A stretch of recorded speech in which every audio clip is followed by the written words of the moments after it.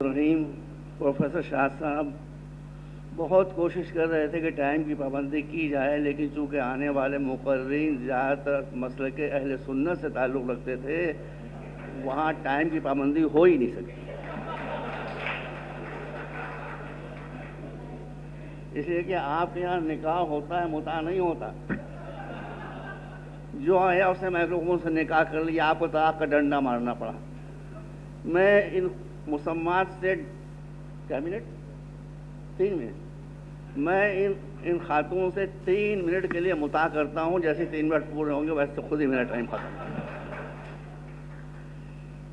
میرے عزیزوں، ایک بچے نے نماز کے مسئلے کو یہاں چھیڑا۔ اچھا ہوتا اگر وہ ہماری فقہ کا مطالعہ کر لیتے۔ 3 مسئلے 1 منٹ میں ختم کر دوں گا۔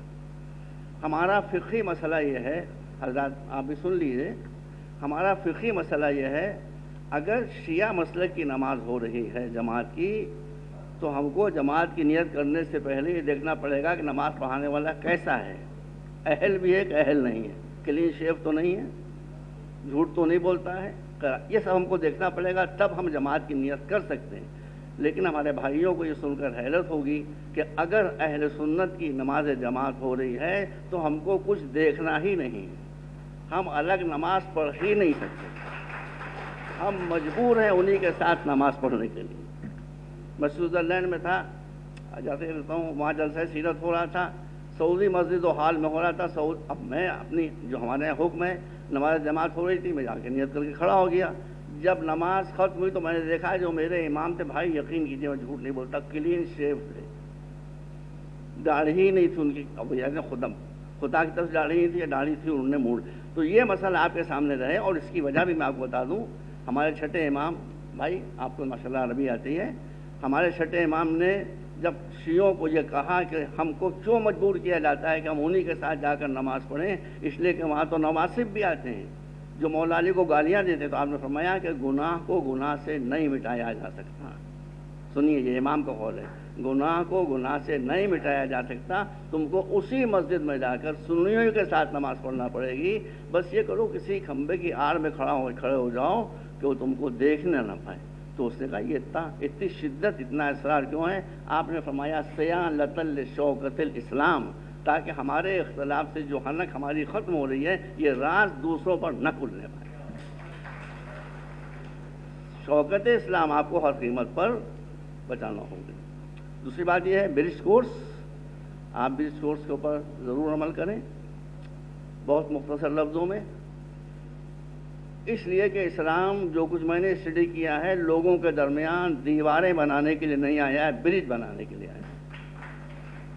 آپ مختلف مسائل کے درمیان برج بنائیں، دین و دنیا کے درمیان برج بنائیں، ماڈریشن اینڈ ٹریڈیشن اس کے درمیان برج بنائیں۔ آپ اس لائن سے نہ ہٹیں۔ ہاں، ہر ایک کی بات سنیں، آپ معصوم نہیں، ممکن ہے کہیں پہ اس میں کچھ کمی اور بیشی ہو جائے، اس کو آپ ایکسیپٹ کر لیں، لیکن ایز اے پرنسپل آپ اس کو اسٹرک کریں۔ تیسری بات یہ ہے، میں آپ سے شکوہ کروں گا ڈاکٹر راشد شاہ صاحب، آپ نے بیویوں کو پراپر ریپرزنٹیشن نہیں دیا۔ حالانکہ آپ نے دیکھا ایک ہی بچی آئی تھی کوثر فاطمہ، اسی نے وقت کی پابندی کی، باقی جتنے مردوے آئے تھے ان میں سے کسی نے وقت کی پابندی نہیں کی۔ اور اسی ذیل میں بہت سیریسلی اور سنسیئرلی یہ کہنا چاہتا ہوں، اسلام نے بچیوں، میری بیٹیاں ہوں تم، واللہ واللہ واللہ اسلام نے تمہارے ساتھ کوئی زیادتی نہیں کی ہے، کبھی اسلام نے تمہارے ساتھ زیادتی نہیں کی ہے، اور مسلمانوں نے ہمیشہ زیادتی کی ہے۔ اس لیے اس زیادتی کو ختم کرنا پڑے گا۔ بچیوں کو آپ ماڈرن ایجوکیشن سے دور نہیں کر سکتے ہیں، آپ ان میں پروموشن کرنا پڑے گا۔ ہم کو اپنی بچیوں پر اعتبار ہے، بھروسہ ہے، مرد بہک جائیں گے، عورتیں نہیں بہکیں گی، آپ بالکل اطمینان رکھیں۔ میں اس پر کیوں زور دے رہا ہوں، بس میری آخری بات ہے، میں سمجھتا ہوں میری بات کو قبول کریں گے۔ یہ بچیاں جو میرے سامنے بیٹھی ہیں، یہ ہیں سانچا، جو پیچھے مردوے بیٹھے ہیں وہ ہیں پرزا۔ پرزا اسی وقت سیدھا ڈھل کے نکلے گا جب سانچا سیدھا ہو۔ اور اگر سانچہ ہی ٹیڑھا ہو گیا تو جتنے پرزے نکلیں گے وہ سب ٹیڑھے ہی نکلیں گے، ایک سیدھا پرزہ نہیں نکلے گا۔ تو اگر مسلمانوں کے سیدھے پرزے آپ کو نکالنا ہے تو ایجوکیشن کے ذریعے سے ان بچیوں کو سیدھا بنانا ہوگا۔ آپ ان پر بھروسہ رکھیے، آپ ان پر اطمینان رکھیے۔ ایک ہی بات ہے جو پروفیسر ٹوئنبی نے بھی کہی اور آیت اللہ خمینی نے بھی کہی، اور بالکل صحیح کہی، کہ کسی قوم کے عروج و زوال کو آپ دیکھنا چاہیں تو یہ دیکھیے کہ اس کمیونٹی میں عورتوں کی پوزیشن کیا ہے۔ جہاں عورتوں کو پراپر پوزیشن دی گئی ہوگی وہاں پوری قوم سیدھی کھڑی ہوگی۔ جہاں عورتوں کے ساتھ ظلم ہو رہا ہوگا، ظلم کی ٹہنی کبھی پھیلتی نہیں۔ وآخر دعوانا ان الحمد